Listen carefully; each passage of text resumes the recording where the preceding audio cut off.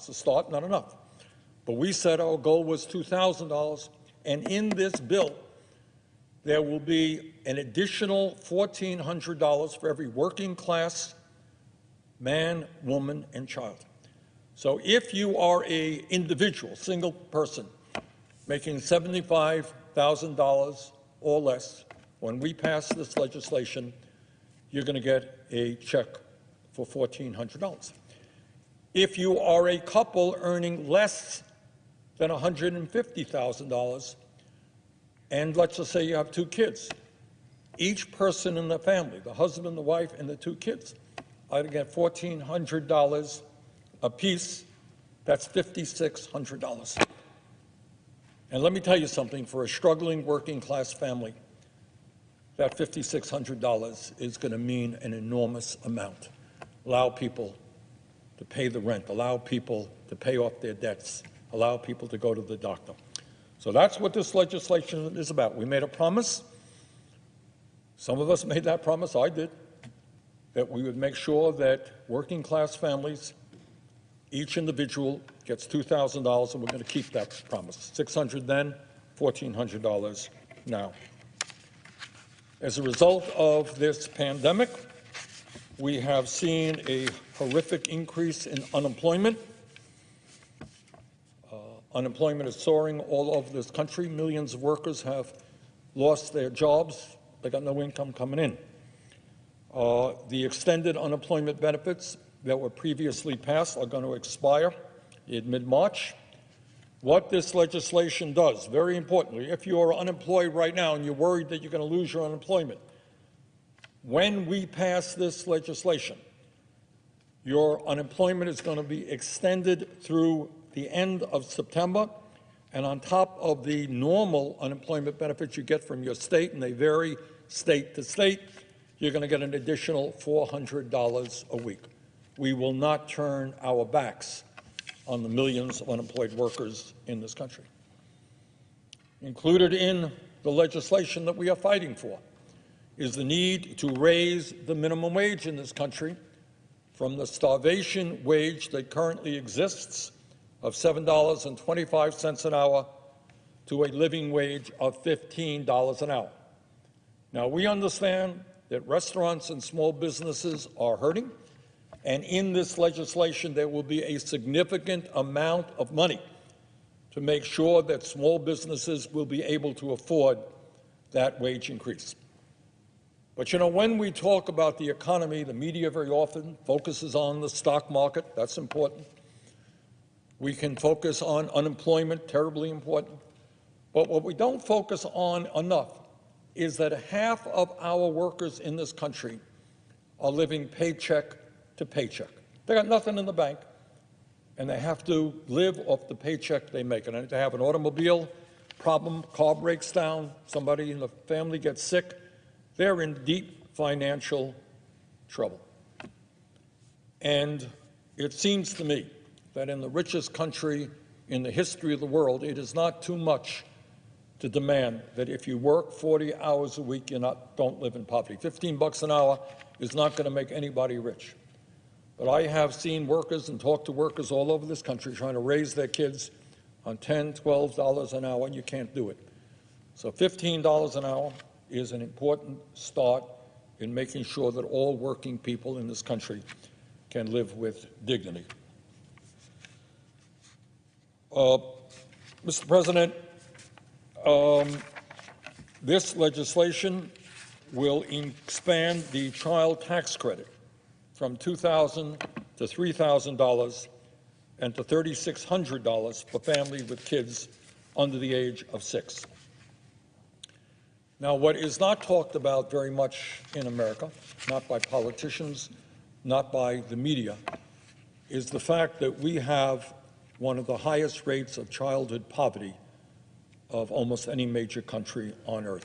And that is a terrible, terrible thing. You know, politicians give speeches, the future of this country is with our children, and so forth and so on. They got millions of kids living in poverty. Millions of families can't afford to send their kids to decent quality child care. So expanding the child tax credit will go a very long way to reduce child poverty in America, and that is something that we must do. Mr. President, it is no great secret that as a result of the pandemic, our revenue coming in to state and local governments are in significant decline. And the result of that is that in the last year, well over 1 million state and local employees have been laid off. And we're talking about teachers, we're talking about firemen, we're talking about police officers, and other municipal and state employees. And when you have those layoffs, not only is that a crisis unto itself for those workers, it means that state and local government cannot provide the services that are needed to be provided in the midst of this terrible crisis. So this legislation would provide $350 billion to state and local governments, many of whom are facing bankruptcy. Now, obviously, the crisis that we're facing today is not only an economic crisis, it is clearly a health crisis. And the good news is that in a relatively short period of time, at least 2 manufacturers in this country, and more I think are coming on board, have introduced and created vaccines, which are now being distributed. That is the good news. The bad news is that we need to significantly increase the production of those vaccines. We don't have enough. And even more importantly, we have to do a heck of a lot better job in distributing those vaccines and getting those vaccines into the arms of people. And this legislation will provide billions and billions of dollars to do just that. At a time when we are looking at the highest level of hunger in this country in decades, many billions of dollars are going to go to making sure that our children and our families do not go hungry. Clearly, one of the major crises facing this country is that schools in every state are either not open or they're open in irregular hours. Kids are trying to get an education online. Sometimes it works and sometimes it doesn't. But our goal is to make sure that we can reopen schools and expand after-school and child care programs for working families and do it in a way that is safe. We want parents to feel good and know that the facilities they're sending their children to are safe. And we got a whole lot of money in this bill to do just that. In this bill, in order to protect workers, there is a sizable sum of money to prevent the pensions of millions of workers and retirees from being slashed by 30, 40, or even 65%. A number of years ago, in the middle of the night, some big omnibus bill language was put in that would destroy the promises made to millions of workers in terms of the pensions that they were guaranteed. And we rectified that in this bill. Right now, in America, as I mentioned earlier, some 90 million of our people are either uninsured or underinsured, which speaks to the need, in my view, to major health care reform. And my own view is that we need to move toward a Medicare for all single-payer program so that we're not spending twice as much per capita on health care as any other country on earth, despite so many people being uninsured or underinsured. Well, Medicare for all is not in this bill, but what is in this bill is a significant amount of money to expand health care, and we're still looking at the best ways to do that. One of the ways will probably be expanding Medicaid and also investing significantly in community health centers and the National Health Service Corps. We have a crisis in terms of the number of doctors and nurses that we need, and the National Health Service Corps is a program which will forgive debt for doctors and nurses if they practice in underserved areas. So, Mr. President, I know sometimes we get consumed by numbers. It's going to be 2.1 trillion, 1.9 trillion, 1.7 trillion. That is not the issue.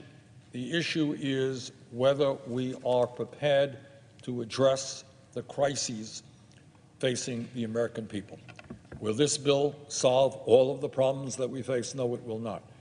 Will it go a long way to addressing many of the crises and easing the anxiety that so many working families have? Yes, it will. But this should not be the end of the process. As soon as we pass this, we're going to come back with another major piece of legislation, and that deals with some of the long-term structural problems our country faces in terms of a crumbling infrastructure, in terms of the need to deal with the existential threat of climate change. We need to create millions of good-paying jobs, and that is something that this Congress has got to address. Too many of our people are unemployed. Too many of our people are underemployed, and that we will be dealing with in the next COVID reconciliation bill. Now, there has been some discussion here. The media seems fixated on the issue of partisanship. Oh, my God, we're being so partisan here. So let me remind everybody is that under the Trump administration, massive tax breaks were passed that went to the top 1% and large corporations. 83% of the benefits of the Trump tax plan went to the 1% and large corporations. And you know how bipartisan that bill was, passed in reconciliation? There was not one Democrat that voted for that bill. It was voted just with Republican votes. And then outrageously, as part of reconciliation, Republicans came forward and they say, hey, we think it's a brilliant idea to repeal the Affordable Care Act and throw up to 32 million people off the health care that they have. I mean, I don't know what people are thinking about when they propose to throw tens of millions of people off the health care they have, but that was their idea, to repeal the Affordable Care Act. And by one vote, the late John McCain, that did not happen. But not one Democrat voted for that bill. My point is that it's one thing for my Republican friends here to be talking about the need for bipartisanship, which all of us support. But the reality is they used exactly the same process to pass, or at least try to pass, major pieces of legislation. So, Mr. President, all that I want to say is that we are living in an unprecedented moment in American history. And again, it is quite likely that this Congress today, President Biden, are facing more serious crises than any president, certainly since FDR, maybe going back to Abraham Lincoln, have faced. We got a health care crisis, we got a pandemic, we got an economic meltdown, we got an education crisis, we got an infrastructure crisis, we got a criminal justice crisis, we got an immigration crisis. You name it, we got it. And either we are going to have the courage to address those problems or we're not. And I think now is the time to do it. So we certainly look forward to support from our Republican colleagues. But what is most important is that at a time of massive pain and anxiety, this Congress acts boldly on behalf of working families. For too long, we have seen the Congress give tax breaks to billionaires. We have seen lobbyists work to get hundreds of billions of dollars in corporate welfare for people who don't need it. We have seen a tax system in which major corporations like Amazon, maybe the most profitable corporation in America, one of the most profitable corporations, owned by the wealthiest guy in America, pays zero in federal taxes. And right now, the very rich have an effective tax rate which is lower than working families. So I know it may sound like a radical idea, but the time is now for the United States Congress to begin to represent the vast majority of the people, the working class of this country, the middle class of this country, lower-income people who are struggling. Let us work together. Let us crush this terrible pandemic. Let's get our kids back to school. Let's reopen our economy. And let us create a government that works for all of us and not just the very few. And with that, Mr. President, I would yield the floor.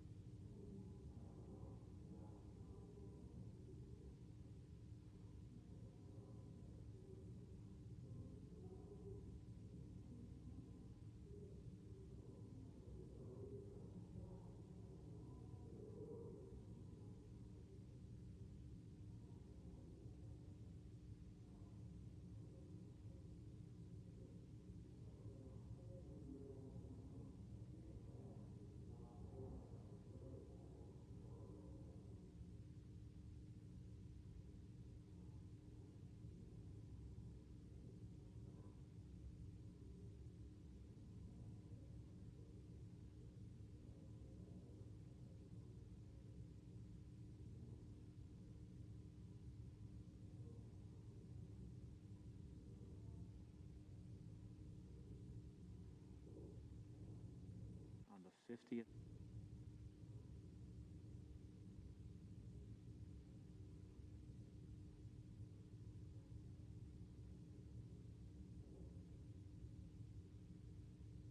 Mr. President.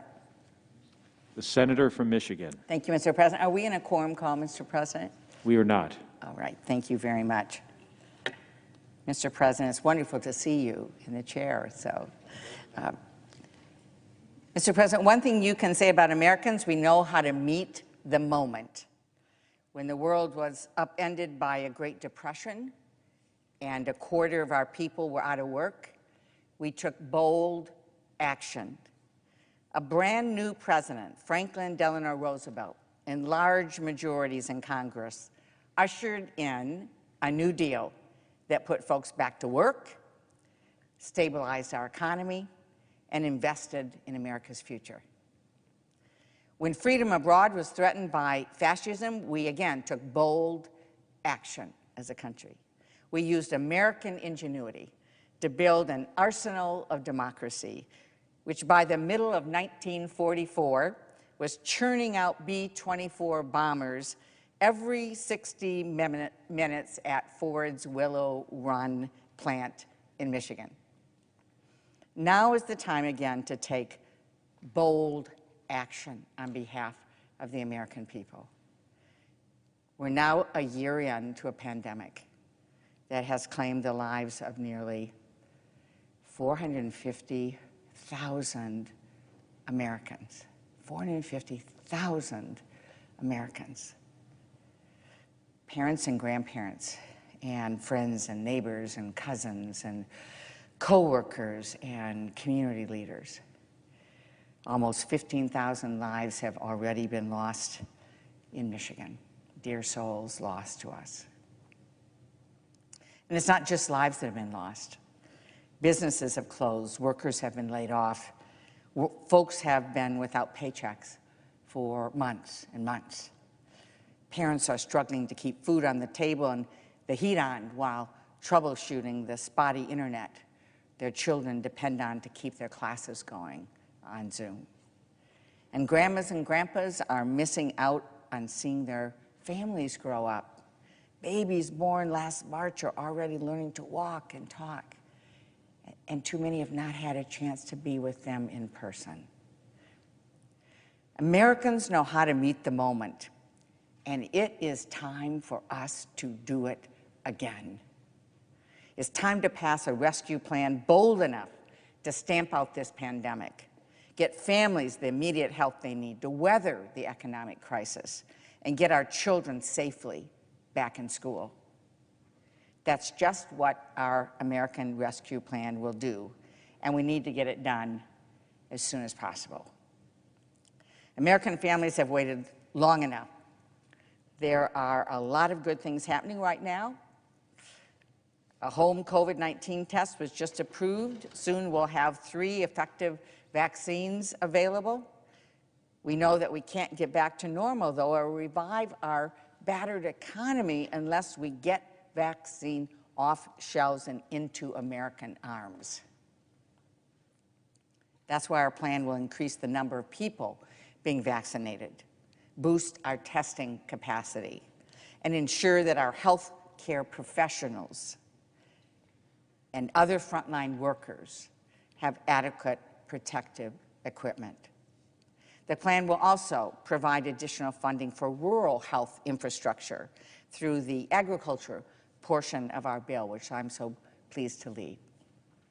Our rural hospitals are struggling to survive right now, like places where I grew up in northern Michigan.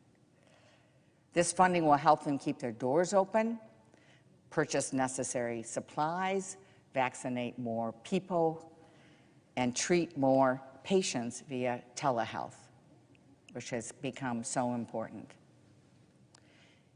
In the meantime, we know that American families need help to survive during this pandemic. They need help.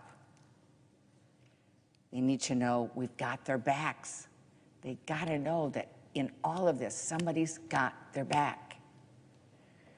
The American Rescue Plan will give working families direct checks, extend crucial unemployment insurance programs, boost the child tax credit and earned income tax credit, which will lift half of American children out of poverty this year. Can you imagine? We have an opportunity here in Congress, working with our wonderful new president and vice president, to pass a policy that will lift half the children in poverty out of poverty. Not 10 years from now, not 5 years from now, this year. What an exciting prospect, and we need to get it done. This means struggling families will, with all of this help, be able to cover their rent or their mortgage, pay their bills, keep food on the table. And keeping food on the table is especially crucial in a time when so many of our neighbors are going hungry. In fact, we know that 50 million of our Americans across the country, moms and dads and children, right now are facing hunger every day. We're better than this as a country. We've all heard stories about seniors waiting hours in lines for a box of food, or parents skipping meals so their children can have a little more to eat. The agriculture and nutrition funding in this American Rescue Plan will tackle hunger head-on by extending pandemic EBT for the duration of the pandemic. What does that mean? This is about children. This is about feeding children. Children who otherwise may get fed at school but aren't able to do that, to be able to have the resources they need for moms and dad to feed them while they're not in school, as well as in the summer. It will also provide more fruits and vegetables for moms and babies, and make sure that families who are eligible for help are getting it. People who need help in this country need to get that help. They need to know we have their back. We know that 2/3 of SNAP benefits, the Supplemental Nutrition Assistance Program, 2/3 of it goes to families with children. By extending the bump up in SNAP funding through the end of September, we can make sure families aren't running out of food and going hungry at the end of the month. That's especially important for children because it's hard to learn.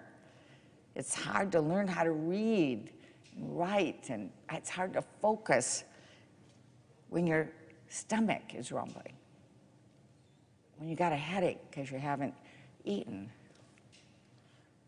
Our children need to be fed, and they need to be back in class as well.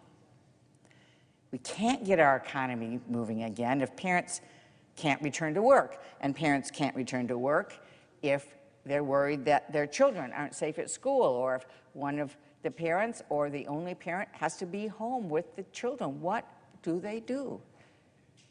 So all of this fits together, and the American Rescue Plan will provide the support needed to safely reopen the majority of K-12 schools within President Biden's first 100 days. How important is that? What a great goal for us to have. And we can do that. We are just days away from working together to be able to get that done. And it will serve all students, no matter how or no matter where they learn. And for our farmers, speaking as the incoming chair of the Agriculture, Nutrition, and Forestry Committee, our farmers who have been directly affected by the ups and downs of the pandemic, the plan addresses the break in the food supply chain, and it enables us to buy and donate their products to food banks. You know, we've had so many selling to restaurants and big enterprises. The food supply chain stopped. They have excess food. I know dairy farmers in Michigan, it breaks their heart to think about the idea of dumping milk when we need that. So the efforts that are in this bill will help them be able to move from a bulk supply chain to be able to get gallon jugs, put the milk into the hands of families, and stop the wasting of precious, valuable food that our families need. This is going to help farmers' bottom line, and it feeds families in need. Our agricultural provisions also provide critical funding for PPE for farm workers and workers who labor every day in food processing plants so we have the food that we need, protective equipment that they need and that they deserve. The plan also targets help for farmers of color who've been hit especially hard by the pandemic, on top of the historical challenges and discrimination they have faced in accessing land and capital. The plan provides critical debt relief to help them weather the storm and keep their operations going until the next growing season.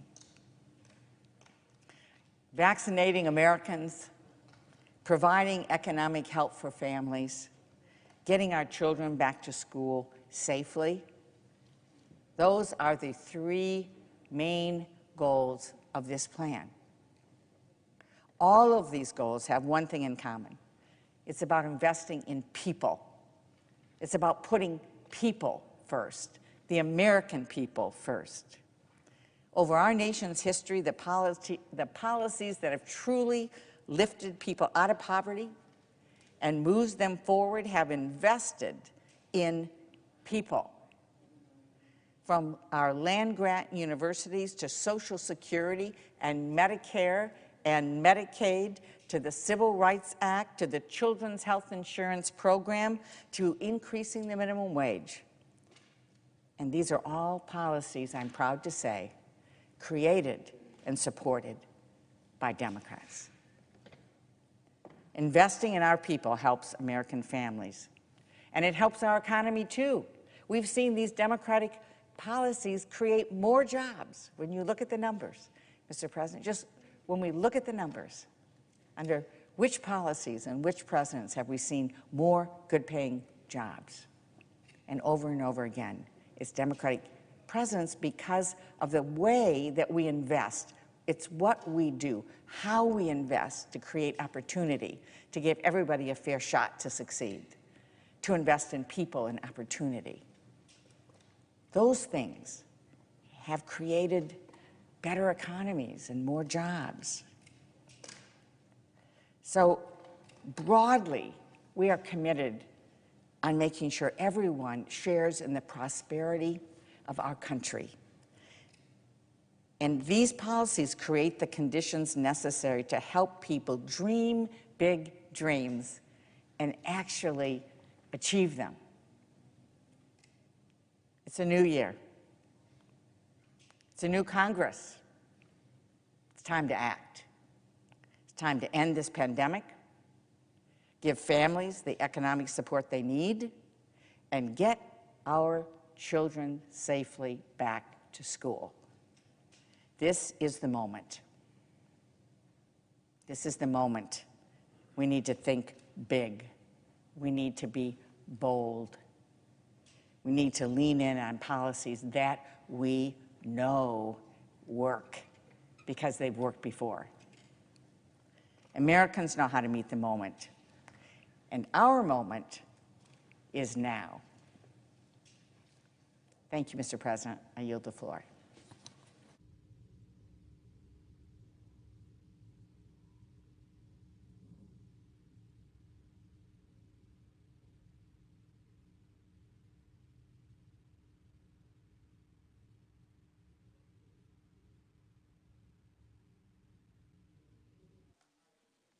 Absence of a quorum, if that is necessary.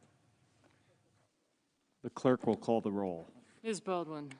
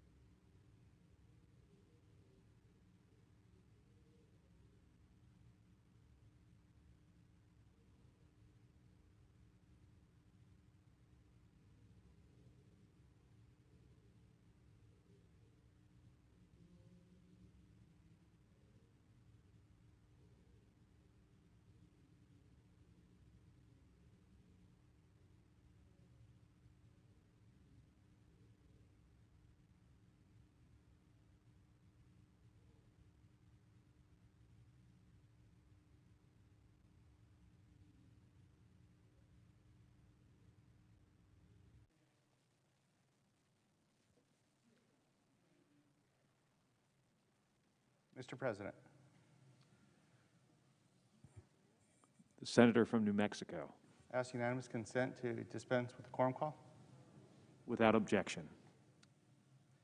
Mr. President, 50 million Americans, including 17 million children, are facing food insecurity because of this public health and economic crisis, with Black and Latino families more likely to go hungry.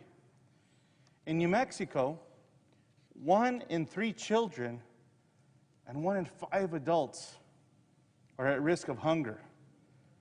In the wealthiest country in the world, this is simply unacceptable. The budget resolution focuses on getting relief to the people who need it most, beginning with an extension of the 15% increase in supplemental nutrition assistance benefits through September of 2021. Increasing SNAP benefits has proven to be one of the most effective forms of economic stimulus, and it has the dual benefit of allowing families to purchase the food that they need to stay healthy, as well as supporting businesses that accept SNAP dollars. The budget resolution also bolsters the WIC program to ensure that children and their mothers have access to a nutritious diet necessary for healthy development, an important investment in the future of our country. This funding increase is especially significant for states like New Mexico, where nearly a quarter of children are born into families with incomes that fall below the federal poverty line. In addition to addressing hunger, this resolution includes critical support for the people who grow our food, produce our food, our farmers and ranchers. In New Mexico, farmers and ranchers who were already struggling due to drought conditions face new challenges due to COVID-19. Shuttered restaurants left chili growers and dairy farmers without their customer base and scrambling to find new markets. Ranchers experienced long delays at meatpacking plants where workers were hard hit by COVID-19. Those workers need help too. The pandemic also made it harder to find workers to cultivate the land and tend to the animals. This resolution also supports a provision I advocated for to provide debt relief for minority and disadvantaged farmers and ranchers who did not receive their fair share of COVID relief under the last administration. It is sad that societies are judged by how they treat their most vulnerable. It's sad because not everybody opens their eyes to see how it should be measured. The Senate must act for the families and children facing hunger and for our hardworking farmers and ranchers, those that are producing food, picking food, preparing food, and getting it to market and stocking the shelves. We must pass this budget resolution. I thank you, Mr. President. I yield the floor. And I note the absence of a quorum. The clerk will call the roll. Ms. Baldwin.